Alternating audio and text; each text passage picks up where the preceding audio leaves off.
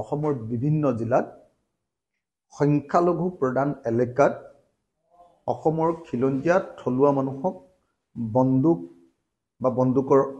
Licence দিয়াৰ যি ঘোষণা কৰিছে এয়া কেৱল এক হঠকাৰী ঘোষণাই নহয়,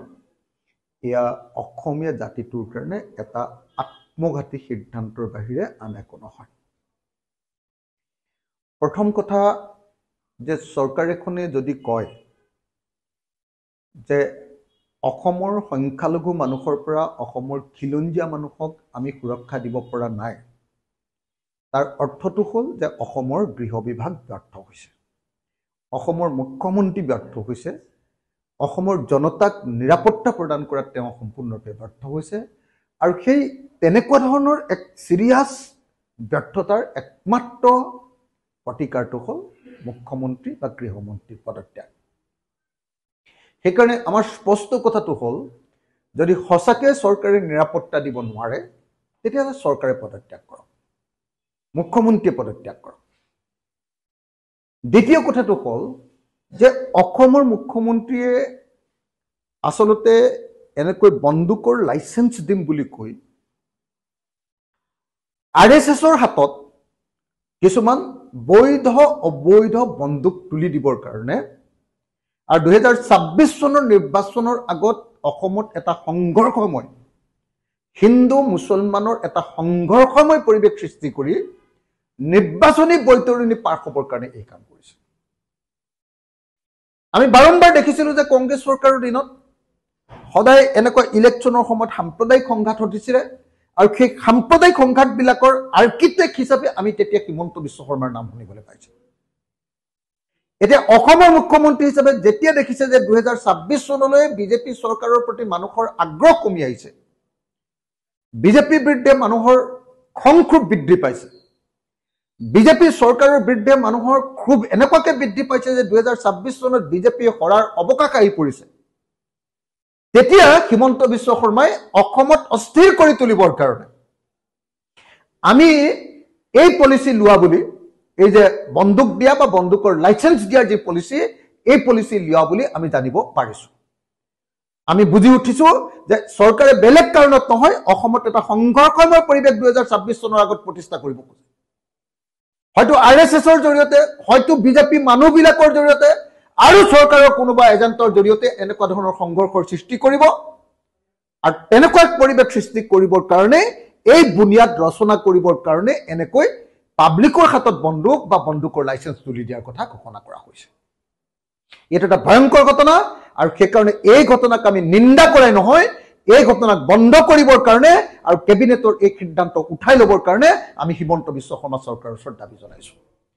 তৃতীয় কথাটো হ'ল আপোনালোকে নিশ্চয় দেখিছে যে অসমত এটা সাম্প্ৰদায়িক বাতাবৰণ তৈয়াৰ কৰিবৰ কাৰণে, সাম্প্ৰদায়িক বাতাবৰণ এটা তৈয়াৰ কৰিবৰ কাৰণে কি কৰা হৈছে যে কিছুমান মানুহক, সংখ্যালঘু মানুহক ধৰি ধৰি বিতৰণ কৰাৰ নামত, বাংলাদেশীৰ নামত বিতৰণ কৰাৰ নামত অসমত এক অস্থিৰ পৰিৱেশ সৃষ্টি কৰিব খোজা হৈছে। কোনোবা শিক্ষককো বাংলাদেশলৈ বিতৰণ কৰি দিয়া হৈছে। তেওঁলোকৰ কেছ সুপ্ৰিম কোৰ্টত চলি থকাৰ পাছতো তেওঁলোকক অবৈধভাৱে এনেকৈ বিতৰণ কৰি দিয়া হৈছে।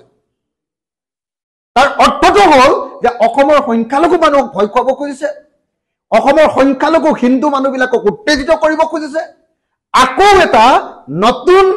বিদেশীৰ এটা পৰিৱেশ, এটা বিদেশী আহিছে